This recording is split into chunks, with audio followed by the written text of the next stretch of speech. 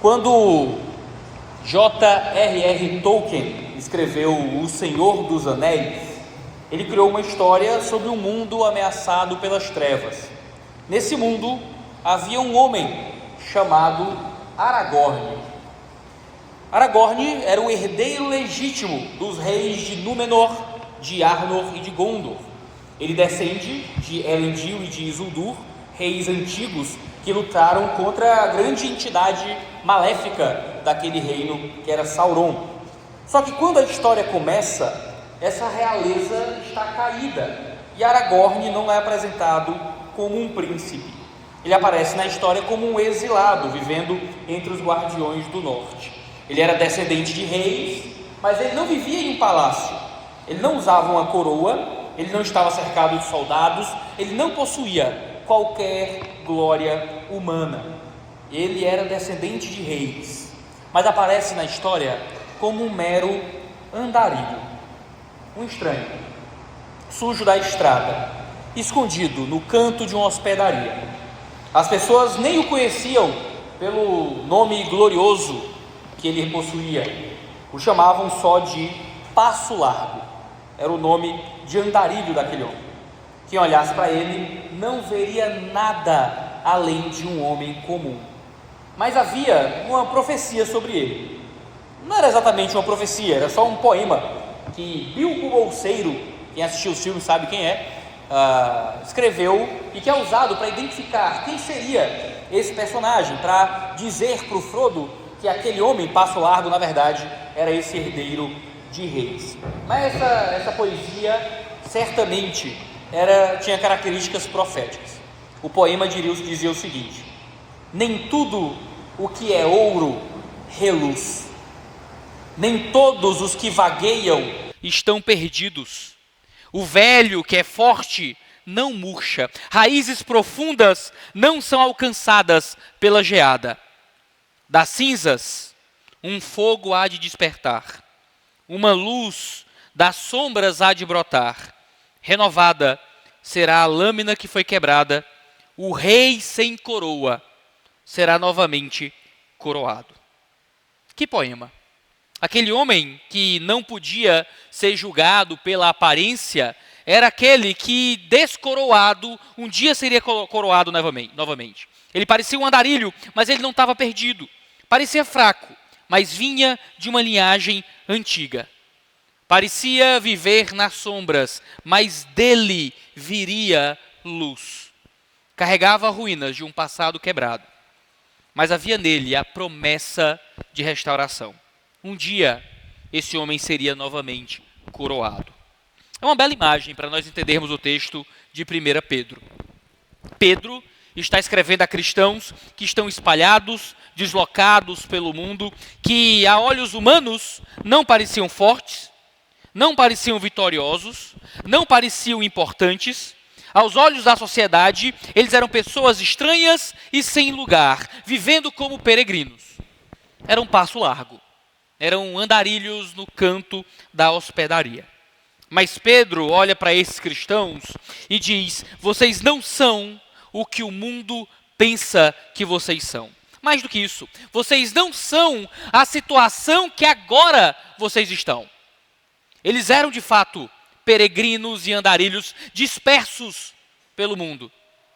Mas quem olhasse para eles e conhecessem as profecias antigas, saberiam que ali havia herdeiros de reis.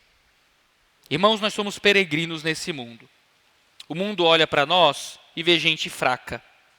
Deus olha para nós e vê alguém nascido de novo. O mundo olha para nós e vê peregrinos sem lugar. Deus olha para nós e vê herdeiros. O mundo olha para nós e vê cinzas e sombras, enquanto Deus vê filhos guardados por si mesmo. Pedro fala de uma esperança viva nessa igreja, acesa pela ressurreição de Jesus Cristo dentre os mortos. E por isso, antes de Pedro falar sobre sofrimento, sobre perseguição, sobre provações, ele começa com adoração. Ele diz: bendito seja Deus e Pai de nosso Senhor Jesus Cristo. Porque o cristão pode até parecer um andarilho nesse mundo, mas ele não está perdido. Ele foi gerado de novo para uma viva esperança. O cristão pode até parecer pobre. A conta bancária pode muitas vezes estar no vermelho. A gente pode lutar para pagar as contas no fim do mês, mas nós possuímos uma herança eterna. Podemos parecer ameaçados, mas estamos guardados pelo poder de Deus. Pode parecer que não temos nenhuma coroa, mas nós caminhamos para a revelação final da salvação preparada por Deus. Essa é a mensagem de 1 Pedro, capítulo 1, versículos 3 a 5. A nossa vida não pode ser interpretada pela aparência presente dessa vida, mas sim pela promessa que Deus já garantiu em Cristo Jesus. Sim, hoje somos andarilhos, mas na verdade nós somos descendentes do Rei. E um dia as profecias se cumprirão. Nossa verdadeira identidade será revelada e viveremos nas terras imortais. O mundo olha para o cristão e vê alguém deslocado. Pedro olha para o cristão e vê alguém regenerado. Ao invés de exilados, irmãos, somos herdeiros. O mundo vê gente fraca. Pedro nos revela como guardados pelo poder de Deus. É o que nós lemos em 1 Pedro 1, 3 a 5. Você pode me acompanhar na leitura. Bendito seja o Deus e Pai de nosso Senhor Jesus Cristo, que segundo a sua grande misericórdia, nos regenerou para uma viva esperança, mediante a ressurreição de Jesus Cristo dentre os mortos, para uma herança que não pode ser destruída, que não fica manchada, que não murcha e que está reservada nos céus para vocês, que são guardados pelo poder de Deus, mediante a fé, para a salvação preparada para ser revelada no último tempo. Amém. Irmãos peregrinos parecem perdidos, mas nasceram de novo para uma viva esperança. Esse é o meu primeiro ponto. O texto inicia com louvor a Deus. A peregrinação de fato causa dor em nós. De fato, sermos peregrinos torna essa vida muito dura às vezes, mas ainda que a peregrinação cause dor, o louvor é a cura para as nossas almas cansadas. Ainda que peregrinemos, podemos louvar, porque o louvor nasce de uma vida de peregrinação. Qual o motivo desse louvor? O motivo é que ele nos regenerou, diz o texto. Você foi gerado uma vez na sua vida, quando você nasceu, mas você foi regenerado quando nasceu mais uma vez desse Pai espiritual.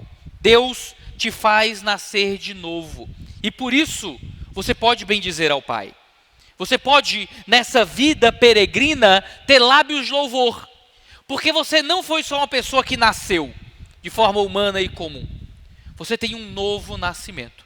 Se você olhar para a sua vida só pelos olhos do seu nascimento comum, talvez você se ressinta pelas dificuldades da sua vida comum.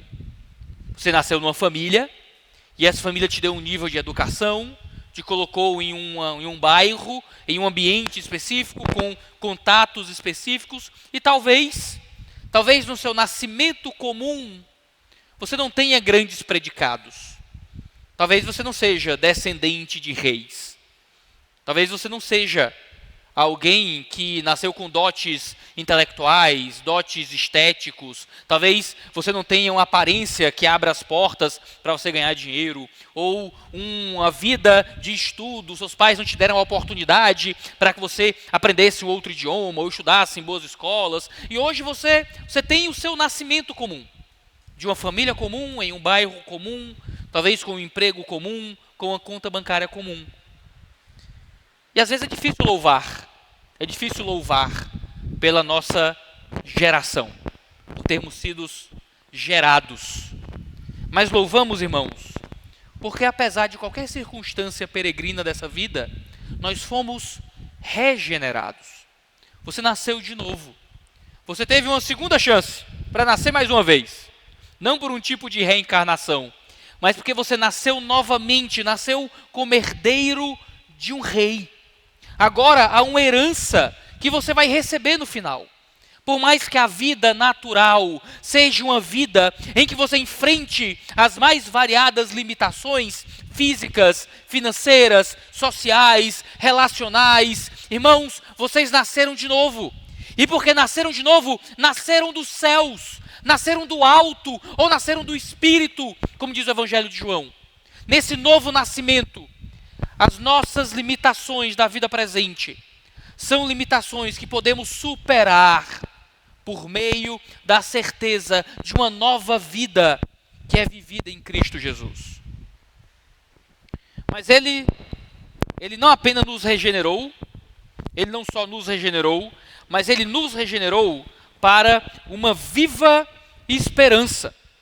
Nós podemos ser peregrinos nesse mundo, mas somos peregrinos que possuem um alvo. Somos peregrinos que possuem um destino como peregrinos. Fomos regenerados para alguma coisa. Fomos regenerados para uma viva esperança. Nós podemos ser peregrinos nesse mundo, mas nós não estamos sem destino nesse mundo. Nós temos um alvo nesse mundo. E esse alvo nesse mundo é justamente a esperança que nós recebemos de Cristo Jesus nos céus. Temos a certeza de que ainda que esta vida seja uma vida cheia de limitações e dificuldades, nós temos um alvo para onde nós marchamos. Nós não estamos perdidos aqui. A esperança cristã não é o tipo de otimismo bobo, em que a gente só acha que tudo vai dar certo no final. Não. A esperança cristã é aceitar de que existe uma certeza de um destino no fim da peregrinação dessa vida. Não somos otimistas, não é?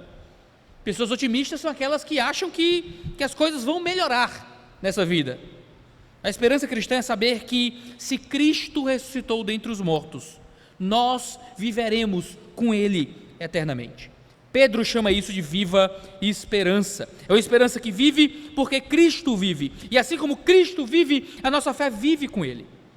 Irmãos, nós podemos parecer estranhos nesse mundo, mas nunca estaremos perdidos nesse mundo.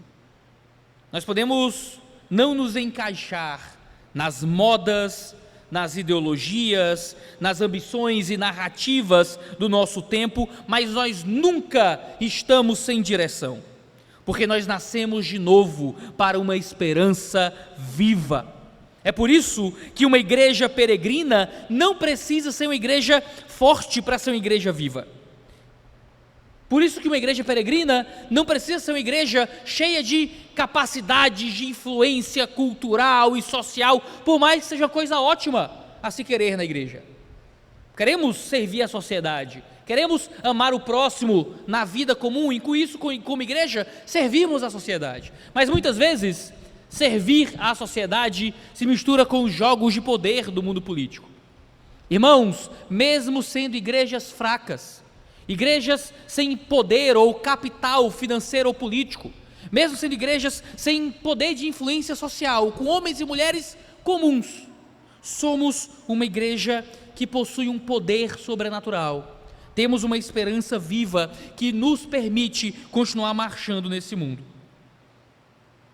Nós não precisamos ser poderosos para estarmos vivos, só precisamos estar enraizados na ressurreição. O cristão não vagueia como quem perdeu o caminho. Nós peregrinamos por um caminho que Cristo abriu, porque essa regeneração que nós recebemos foi segundo a sua grande misericórdia.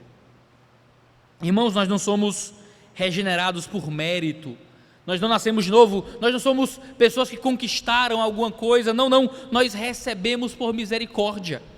Os americanos têm um termo, é o self-made man, é o homem que se fez sozinho, que se construiu sozinho. Ele veio de lugar nenhum e com o próprio esforço chegou no sucesso. Isso pode ser a realidade na vida profissional de alguns, isso é a realidade da vida espiritual de ninguém. Não existe self-made Christian. Não existe o cristão que galgou o sucesso espiritual pelo seu esforço. Irmãos, nós recebemos, somos peregrinos, Somos herdeiros que foram regenerados por misericórdia, mediante a ressurreição de Jesus Cristo dentre os mortos. Podemos então, irmãos, peregrinar com confiança nesse mundo, porque nós peregrinamos seguindo aquele que morreu e ressuscitou. Irmãos, por que a gente teria medo então de viver deslocado, se nós seguimos um peregrino que venceu? Por que teríamos medo de sermos rejeitados pela cultura à nossa volta? Por não termos os mesmos valores, por não assentirmos as mesmas desonestidades, a não darmos os mesmos jeitinhos, a não guardarmos as mesmas mágoas, por não praticarmos as mesmas vinganças, por não nos vestirmos do mesmo jeito, por não falarmos do mesmo jeito, por não frequentarmos os mesmos lugares, por não ansiarmos as mesmas coisas? Por que ficaríamos nervosos? Se mesmo peregrinando neste mundo, nós temos a certeza de uma vitória garantida por meio da misericórdia que se expressa na ressurreição de Cristo Jesus. Irmãos, os cristãos que receberam a primeira epístola de Pedro estavam espalhados. Pedro chama logo no início da carta de forasteiros da dispersão. Eles pareciam gente sem lugar, viviam como minoria, fora de casa, deslocados socialmente, culturalmente e espiritualmente desprezados pelo mundo. Mas Pedro não diz que eles estavam perdidos, diz que eles haviam sido regenerados. Porque, como dizia a profecia sobre Aragorn, nem todos os que vagueiam estão perdidos, nem todos os que estão vagando pelo mundo estão perdidos. Não, nós temos uma identidade em Cristo que nos dá certeza e segurança de quem somos. A nossa identidade não vem da terra onde moramos, não vem da aceitação social que recebemos, não vem da estabilidade política ou da força financeira. Nossa identidade vem da misericórdia do nosso Deus. Pais, vocês estão incutindo isso na mente dos filhos de vocês? Que a identidade deles não está na faculdade onde eles se formaram? Que o valor deles não está no emprego que eles vão conseguir? De que a identidade deles não está no bairro que eles vão conseguir morar? Mas que a identidade deles está em algo que está para além desse mundo? Ou nós estamos criando uma geração de cristãos que esqueceu que é peregrina? Jovem, será que você vive perdido porque não consegue se encaixar naquilo que esse mundo chama de normal? Você teme peregrinar nessa terra, não encontrar o seu grupo, não encontrar a sua galera, não encontrar aqueles que te aceitam? A certeza que temos é que há um Cristo que nos aceita. Isso sempre vai ser o bastante. Em segundo lugar, irmãos, os peregrinos parecem frágeis, mas receberam uma herança que não murcha. É o que diz o verso 4. Para uma herança que não pode ser destruída, que não fica manchada, que não murcha. Pedro usa 3 expressões fortes aqui para descrever a nossa herança. Ela não pode ser destruída, ela não fica manchada e ela não murcha. Porque neste mundo, tudo pode ser destruído, tudo pode ser manchado, tudo pode murchar. Tudo. Seus tesouros, seus bens, a sua casa, o seu carro, sua inteligência, os seus saberes, a sua força física, tudo neste mundo é temporário. A beleza murcha, o dinheiro se perde, a reputação mancha, a saúde enfraquece, a juventude passa, as instituições caem, governos mudam, afetos falham, casas envelhecem, corpos morrem. Tudo aquilo que a gente pode se apegar nesta vida é temporário e passageiro. Mas a herança que está guardada para nós, irmãos, essa nunca vai ser manchada, nunca será destruída, nunca vai murchar. Nossa herança florescerá para sempre. É o que diz aquele poema, não é? O velho que é forte não murcha, raízes profundas não são alcançadas pela geada. A linhagem do personagem da ficção parecia acabada, uma vez que a glória antiga dos reis parecia congelada pela geada do tempo, mas as raízes eram profundas. O reino parecia morto na superfície, mas não tinha sido arrancado ainda. Essa, irmãos, é a vida cristã. Às vezes, olhando para a superfície, tudo parece perda, parece que a geada levou toda a força da igreja, mas há uma herança guardada, uma herança depositada em Deus, que o tempo não alcança. Lembre, você pode parecer um peregrino, mas você é um herdeiro de uma herança que as flutuações do mercado nunca vão desvalorizar. É o que o texto diz, irmãos, nós peregrinamos para uma herança, nós andamos em direção a uma certeza garantida em Cristo nos céus. Tudo o que temos nessa vida, irmãos, tudo é passageiro. Tudo o que temos, o ladrão rouba. Tudo o que temos, a traça corrói. Tudo o que temos, o tempo estraga. Tudo o que temos, as ervas daninhas crescem e comem.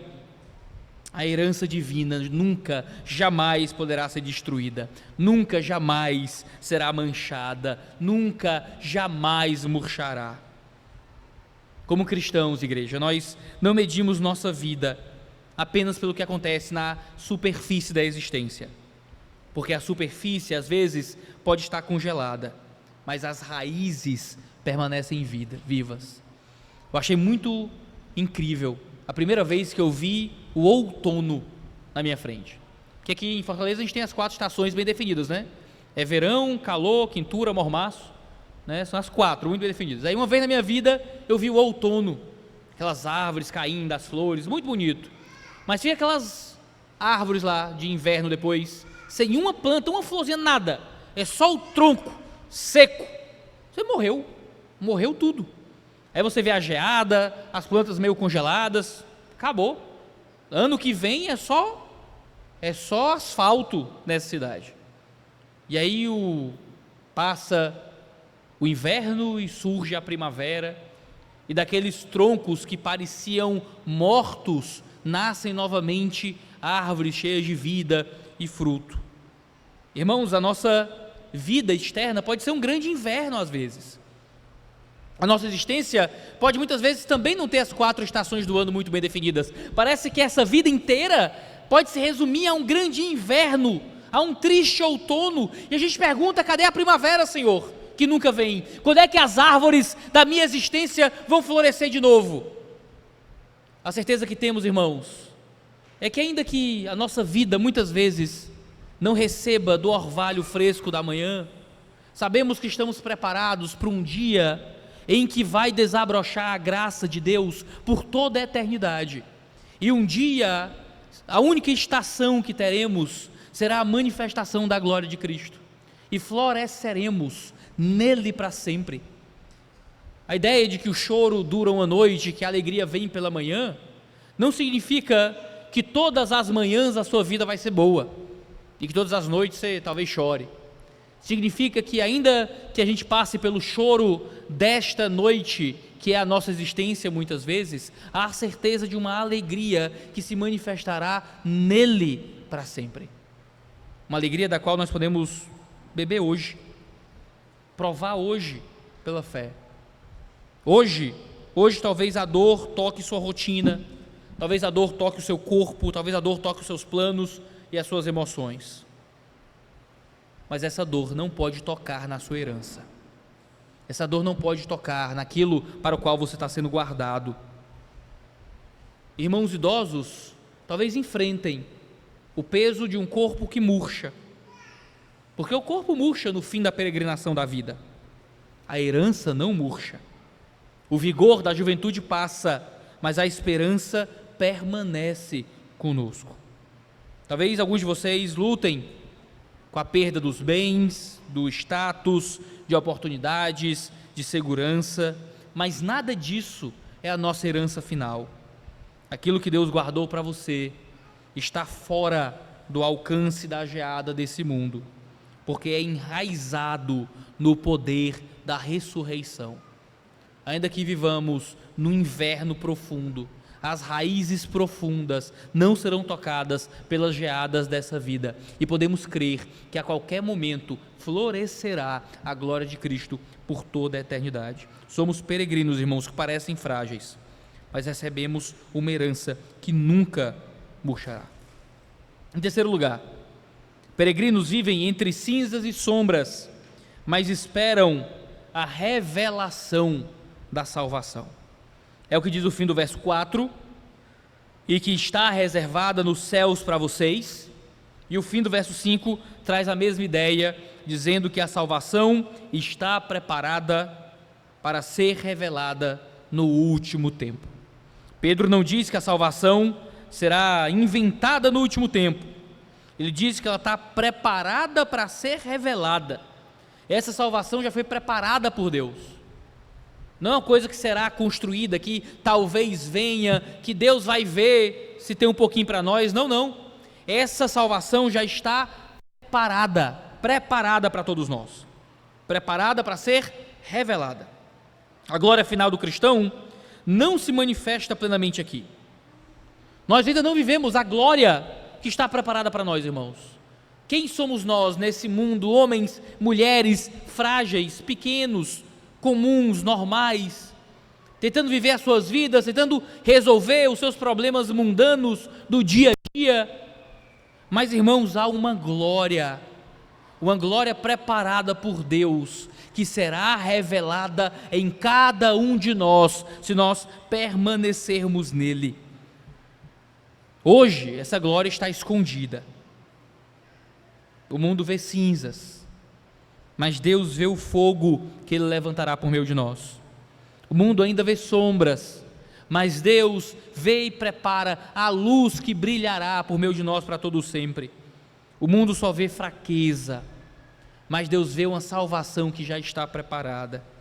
Nessa maravilhosa e intrigante tensão da vida cristã, nós podemos bendizer a Deus com confiança, porque já fomos regenerados, ainda que aguardemos a revelação final. Nós já temos a esperança viva, ainda que a gente chore no tempo presente. Nós já somos herdeiros, ainda que sejamos peregrinos. Nós já pertencemos ao reino, mesmo que ainda não vejamos todas as coisas sujeitas a Cristo. É a profecia de Aragorn novamente. Das cinzas, um fogo há de despertar, uma luz das sombras há de brotar. Isso é uma verdade sobre nós, irmãos. A fé cristã nos ensina a viver nesse intervalo entre a promessa e a revelação. Vivemos diante de uma promessa firme que há de ser revelada em nós. Cristo passou por cinzas e sombras. A cruz parecia uma derrota para esse mundo. O túmulo pareceu o fim até para os apóstolos que acompanharam Jesus. Mas das cinzas da morte, o fogo da ressurreição despertou. Das sombras do crepúsculo, a luz brotou com a verdade do Evangelho para o mundo, irmãos. A esperança, então, que o Evangelho traz para a gente, não é uma esperança abstrata, é uma esperança que vem mediante a ressurreição de Cristo Jesus entre os mortos. Se essa nossa fé é real, se aquilo que a gente diz crer é de verdade, isso não é só um negócio que a gente faz no domingo, que a gente vem para cá para tentar ir para o céu e acabou. Não, não. Se a gente realmente crê nessa história, acredita que Deus encarnou e ressuscitou dentre os mortos, se a gente leva isso a sério no nosso coração, irmãos, isso tem que mudar o modo como nós encaramos essa vida, tem que mudar os nossos valores, tem que mudar as nossas esperanças, tem que mudar os nossos passos nessa vida peregrina. Deve nos dar a certeza de que permanecemos, não importa o que aconteça.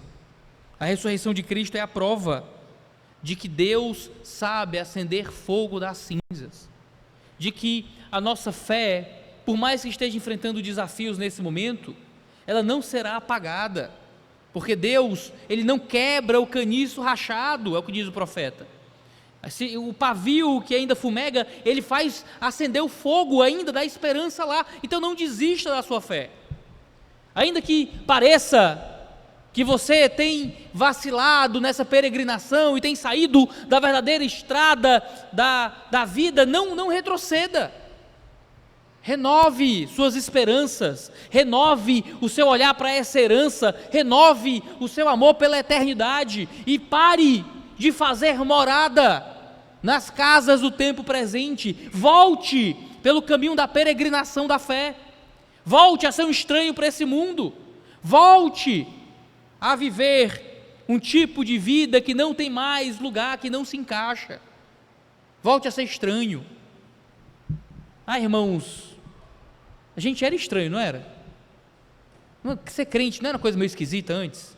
Aquele povo do livro preto, lembram dessa? Agora a gente nem a Bíblia anda mais, agora tem Bíblia com leão na capa, né? Tem a Bíblia com uns desenhos legais, Bíblia no celular, a gente se vestia esquisito, mulher não podia usar calça, saia no pé, os homens indo de calça social para a praia, né? Tudo era pecado, fazer faculdade era pecado, ir para a academia era pecado, podia fazer nada, a gente era tudo estranho, esquisito, fazia nada desse mundo, cheio de legalismo. Aí a gente foi se aprofundando teologicamente, foi lendo melhor a Bíblia, foi entendendo que algumas coisas que diziam que era pecado, não era realmente pecado, de que a gente podia experimentar algumas das alegrias e liberdades dessa vida que foram criadas por Deus. A gente aprendeu a falar a linguagem do mundo contemporâneo, e a gente começou a ser aceito, começou a achar um lugar, talvez a gente começou a gostar disso, de ser crente e não ser mais o zoado da sala porque é crente, não receber mais apelido por ser crente. Intolerância religiosa, professora, né? E a gente encontrou um lugar, e sabe, existe um lado muito bom disso, mas por outro lado, parece que a gente se acostumou a achar que o nosso lugar nesse mundo é o de sermos aceitos, é o de sermos normais, é o de sermos iguais a qualquer outro, e a gente esquece que se nós somos cristãos, meu irmão, a gente tinha que estar com um tipo de vida, um tipo de ética, um tipo de valor que constrange o mundo lá fora, que o modo como a gente vive nossa ética profissional deixa o mundo assustado, que o modo como a gente vive os nossos relacionamentos conta uma história sobre aquilo que a gente enxerga nos céus, que o modo como a gente lida com os outros, o modo como a gente funda a nossa vida, mostra que as nossas raízes estão fincadas em lugares que o mundo não consegue entender, e quando eles não entendem, a gente explica, e explica falando do poder da ressurreição de Cristo Jesus. Irmãos, eu não quero que a gente volte a ser esquisito só por ser esquisito, não, mas os nossos valores deveriam ser tão alheios a esse mundo, que o mundo tinha que voltar a estranhar mais esse povo esquisito que diz seguir Jesus. Em quarto lugar, peregrinos parecem desprotegidos, mas eles são guardados pelo poder de Deus. É o que lemos no verso 5, que são guardados pelo poder de Deus, mediante a fé para a salvação. Nós somos peregrinos, mas nós não estamos à própria sorte. Somos peregrinos guardados.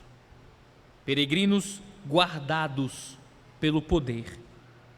Esse poder que nos guarda, irmãos, é manifesto na fé, que são guardados pelo poder de Deus mediante a fé. Isso é muito poderoso, porque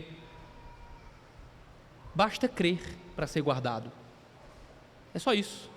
Você crê que você é guardado? Então você é.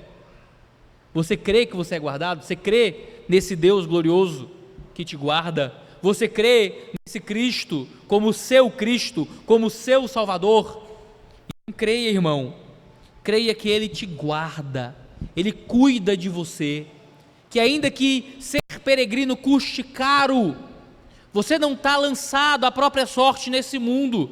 Há um Deus que guarda os seus passos, e em cada passo que você dá, há um Deus que põe um caminho debaixo dos seus pés, para que a sua fé permaneça, para que a sua vida cristã continue, para que você persevere. Ele não prometeu que tudo vai dar certo nessa vida. Talvez você perca o emprego, talvez por ser peregrino, talvez você perca o orientador, você não consiga aquela vaga de estágio. Talvez por ser peregrino, você precisa acabar aquele namoro. Talvez por ser peregrino, você tenha que acabar com aquela amizade. Talvez por ser peregrino, você tenha que abandonar aquelas conversas. Mas por ser peregrino, você tem a certeza que nunca será abandonado pelo Pai, de que Ele sempre vai cuidar de você. Renovada será a lâmina que foi quebrada. O rei sem coroa será novamente coroado. Tolkien era um católico muito devoto, que lutou na Segunda Guerra Mundial.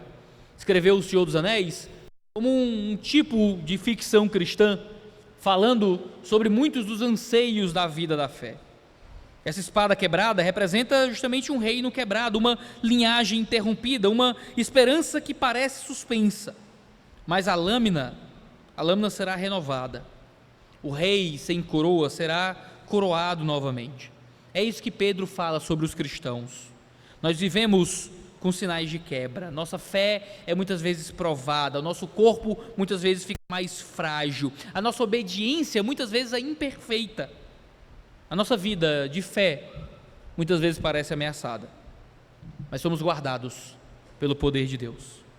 Pedro não diz só que essa herança está guardada para nós, diz que nós estamos guardados para essa herança. Não é só a herança que está guardada, nós estamos guardados. Eu amo muito meus irmãos arminianos, muitas igrejas que acreditam que a salvação é algo que pode ser perdida de alguma forma, mas essa é uma igreja calvinista, então deixa eu reforçar essa crença doutrinária da nossa igreja, de que nós não temos apenas o céu guardado para nós, mas que nós podemos cair pelo caminho e perder esse céu. Não, nós somos guardados para esse céu. A linguagem é que nós somos guardados para essa herança. Uma vez que nós encontramos esse Cristo como nosso Senhor e Salvador, Ele passa a nos guardar. Irmãos, que arrogância humana é essa, que nos faz acreditar que nós somos poderosos o bastante para deixar de sermos filhos desse Deus. Se um dia minha filha, Deus o livre, ou meu filho, Deus o livre, se rebelarem contra mim, quiserem sair de casa, disserem, eu não sou mais seu filho, tudo bem, eu sempre vou ser seu pai. Não tem como um filho, por mais que ele grite contra os céus, blasfeme contra o seu Criador, eu não sou mais seu filho. É um fato biológico, factual, está no sangue. Ele não tem como trocar o DNA dele, metade é meu, outra metade é da mãe dele. Ele nasceu filho e ele vai morrer filho. Irmãos, uma vez que nós fomos regenerados, nós nascemos novamente. E nascemos novamente de onde? Como perguntou Nicodemos, não é? Entramos novamente na barriga de nossa mãe para nascer de novo? Claro que não. Nascemos do Pai Celestial, somos filhos. Irmãos, não dá para sair de casa, não dá para rejeitar o Pai, não dá para desnascer de novo, porque nascemos da morte para a vida, uma vida eterna que não nos será tirada. Irmãos, somos peregrinos e podemos peregrinar com confiança de que mais cedo ou mais tarde voltaremos para casa, porque somos guardados pelo poder do nosso Pai. Essa é uma das maiores consolações desse texto, meus irmãos, porque esses irmãos estavam sofrendo as piores batalhas que se podem sofrer nessa vida. Foram mandados embora de suas casas, saíram fugidos de seus lares. Imagina que você tem que sair fugido da sua casa. O que é que você faz? Você pega ali uma coisa ou outra, pega uma comida, uma roupa, um casaco.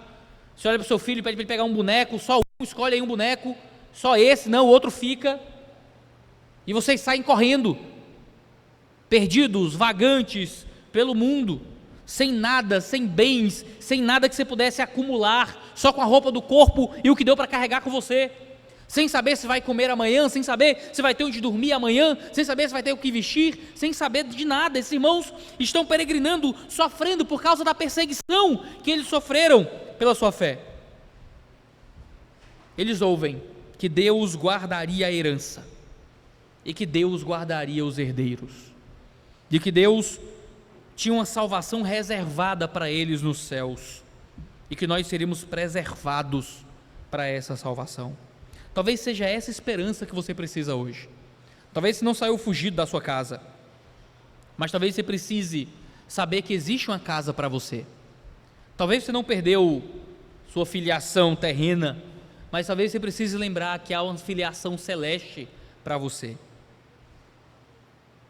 A sua perseverança, irmão, não depende da força da sua mão segurando em Deus. A sua salvação depende do poder de Deus segurando você. Isso não anula a fé, obviamente. é mediante a fé, diz o texto. Deus nos guarda justamente sustentando a nossa fé, renovando a nossa confiança, nos trazendo de volta, nos perseverando até o fim. Você pode se sentir como uma lâmina quebrada. Você pode sentir que a sua fé está em frangalhos, que talvez não sobrou muito para Deus restaurar. Mas Deus não joga fora aquilo que é dele. Ele não abandona aqueles que uma vez ele comprou. Ele fortalece.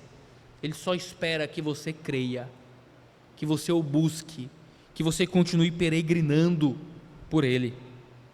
A igreja pode ser frágil, pequena e desgastada, mas a igreja é guardada por um poder que império nenhum consegue destruir, porque Deus preparou uma salvação no futuro e está guardando você no presente para essa salvação.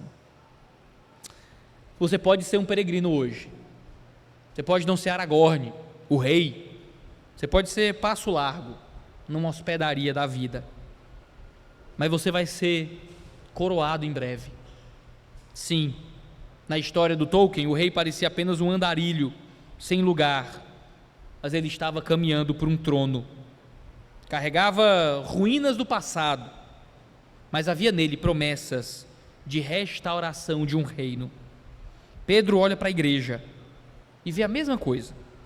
Vocês parecem peregrinos, mas são regenerados, parecem pobres, mas são herdeiros, parecem ameaçados, mas são guardados, parecem viver entre cinzas, mas caminham para uma salvação que está preparada para ser revelada.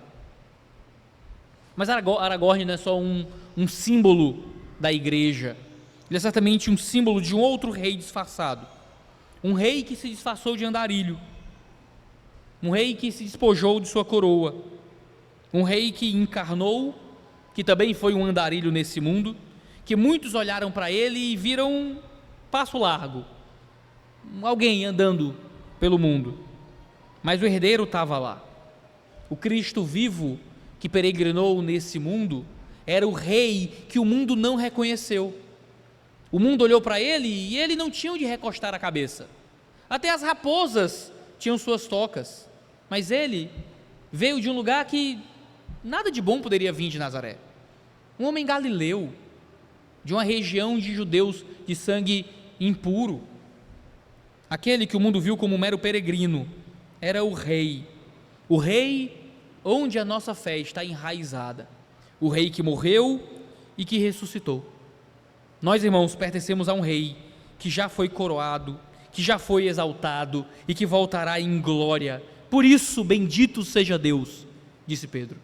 Por isso nós bendizemos, nós não lamentamos, nós não murmuramos, nós não choramos, nós não nos deprimimos diante dessa vida de perseguição, não, nós bendizemos, mesmo quando choramos, mesmo quando lamentamos, mesmo quando reclamamos e nos deprimimos, mas bendizemos porque há uma força espiritual profunda que provém desse céu para o qual estamos guardados. Nossa esperança não está morta, a nossa herança não murcha, a nossa salvação não falha, e o nosso rei não perderá nenhum dos seus peregrinos pelo caminho, porque nem todos os que vagueiam estão perdidos. Alguns desses que vagueiam foram regenerados para uma viva esperança e estão sendo guardados pelo poder de Deus até o dia em que o verdadeiro rei aparecerá. E em direção a ele nós peregrinamos todo dia. Senhor Deus, obrigado pela sua palavra, obrigado por nos colocar para vagar nesse mundo, cientes de que a nossa verdadeira morada se aproxima, que ela está perto, e mais perto do que a gente imagina. Nós já podemos sentir, Deus, o cheiro, ouvir o som, ver as cores desse reino, meu Pai. Que nós possamos viver então nossa vida presente, ansiosos por essa herança, com corações seguros, sabendo que somos guardados por Ti, mediante a fé, para esse reino, para essa glória, para essa herança. Se nós pedimos, Pai, e agradecemos, o santo nome de Jesus. Amém.